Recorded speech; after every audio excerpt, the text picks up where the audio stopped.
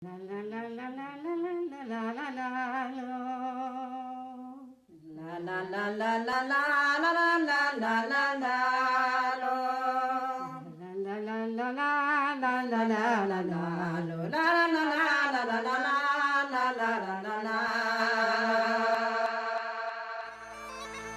parler de la Bretagne, je commencerai par dire, et vous direz que c'est partial, que la Bretagne est belle.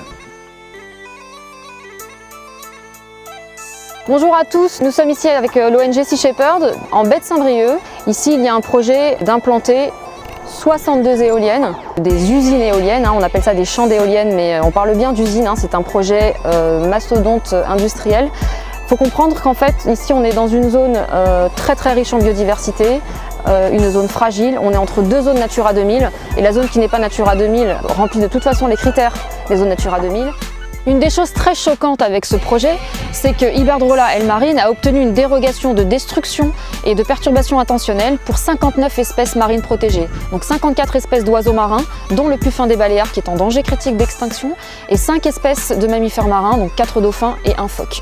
Les études d'impact faites par les scientifiques prédisent des conséquences tellement importantes sur certaines espèces protégées que leur survie n'est même pas assurée. C'est le cas notamment du guillemot de Troil ou du pingouin torda qui sont des espèces emblématiques de cette région. Le Conseil national pour la protection de la nature, le CNPN, a donné des conditions extrêmement strictes à l'obtention de ces dérogations de destruction et de perturbation intentionnelle. Or, Iberdrola Marine ne respecte pas ces conditions et pourtant, ça n'a pas empêché le préfet de délivrer ces dérogations. Ces dérogations sont non seulement inadmissibles d'un point de vue environnemental et éthique, mais elles sont illégales et Sea Shepherd va les attaquer devant le Conseil d'État.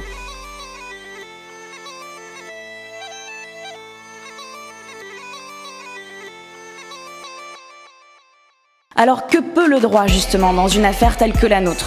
Que pourrait être la justice demain?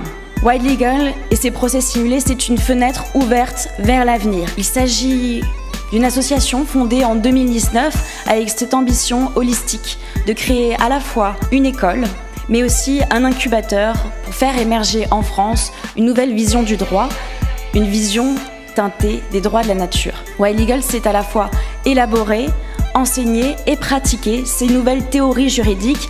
Nous choisissons toujours des cas symptomatiques d'une société qui veut toujours produire plus et aujourd'hui qui dépasse les limites planétaires. Madame la Présidente, Messieurs les membres du tribunal, péril en la demeure. Les éoliennes en mer, on peut en discuter. Par contre, on ne peut certainement pas les faire dans ces conditions-là. Je rappelle que l'océan est le premier organe de régulation du climat et nos meilleurs alliés dans la lutte contre le changement climatique, ce sont les animaux marins, c'est le phytoplancton, c'est l'écosystème marin. Jusqu'à présent, la principale opposition à ces projets d'éoliennes en mer est venue de pêcheurs.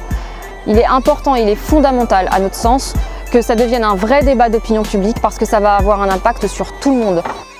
Pour que, enfin, les citoyennes et les citoyens, surtout en Bretagne, fassent en sorte qu'ils respectent la devise de la Bretagne, plutôt la mort que la souillure. Et aujourd'hui, ils ont la souillure et la mort.